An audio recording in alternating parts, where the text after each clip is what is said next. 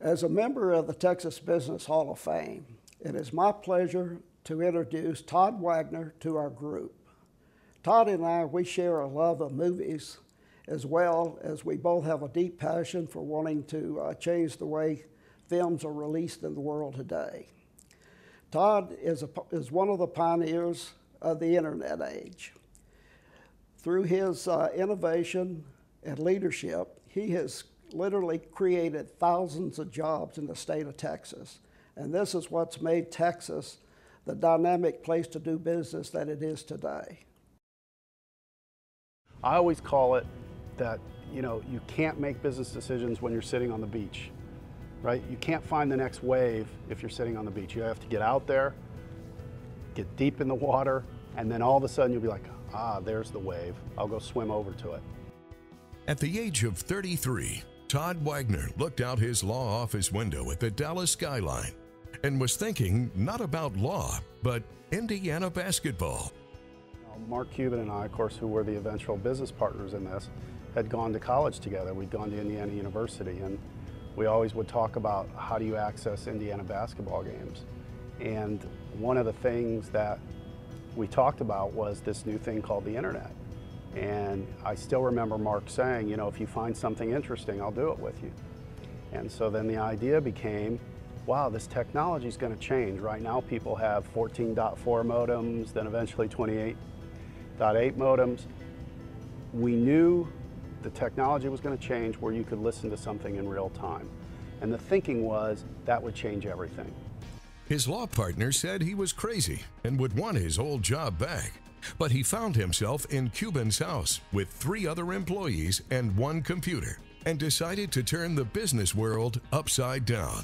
They were pioneers in the fledgling internet space and developed ways to broadcast audio and video online via streaming media. And the technology company that started as AudioNet became Broadcast.com. When we started, we thought broadcasting radio stations over the internet would be exactly how we would do it. And we thought that would be exactly how we would make money. And of course, it turned out that the big majority of our business came from broadcasting live events. By 1998, Wagner was riding the wave perfectly. The company went public, with Broadcast.com setting an IPO record, gaining 249% on the first day. We now sit with a company that has a $1 billion market cap. You are euphoric. You are also scared out of your mind because you now know that the expectations are through the roof. We made 300 millionaires at Broadcast.com. A lot of them were 22 years old when they started with us. It's now on the line every day, bottom of the 9th, bases loaded, and you got to hit it out of the park. They continue to hit it out of the park. 1 year later, Yahoo decided that they were tired of competing with the boys in Dallas.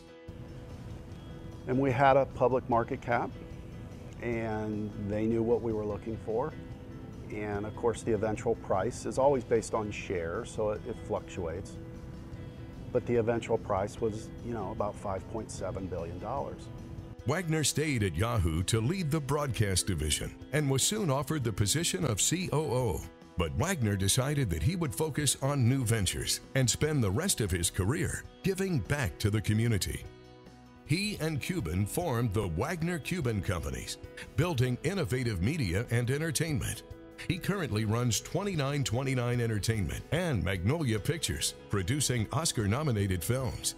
So we took, frankly, many of the things we learned from broadcast and applied it over there, which was forget what the rules are, make new rules. The Good Night and Good Luck story that we did with George Clooney, that was before George was the George Clooney is now, meaning he shopped that script all around and everybody said no. And I was the first one to say yes. And they said no because it was going to be black and white, it was a period piece, it's Edward R. Murrow, who's that again? I mean, there was a lot of those elements. But I knew that he would be passionate about it. You can see his films at his landmark movie chain and, of course, online. And he and Cuban still share their love of basketball, but this time much closer to home as owners of the Dallas Mavericks. Todd Wagner is humble when speaking of his role as an internet pioneer, but when asked about education, his face lights up. I'm a huge supporter of KIPP. the Knowledge is Power program. I love them.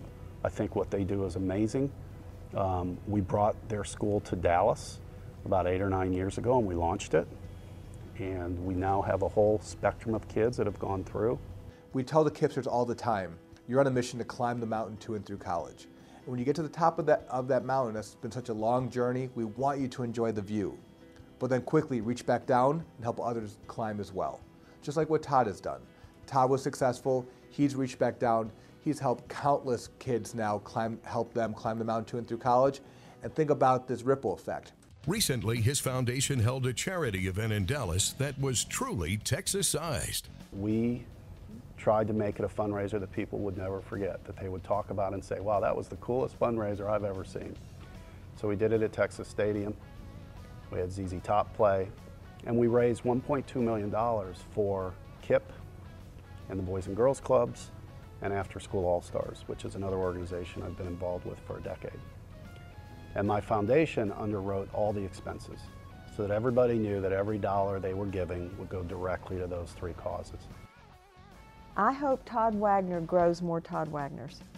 I think that really does start to shape, and you can see the future of our leaders moving forward when people are inspired by him and they think, well, maybe I'm not a typical, businessman, but I could do it this way or that way, and he has inspired people that way.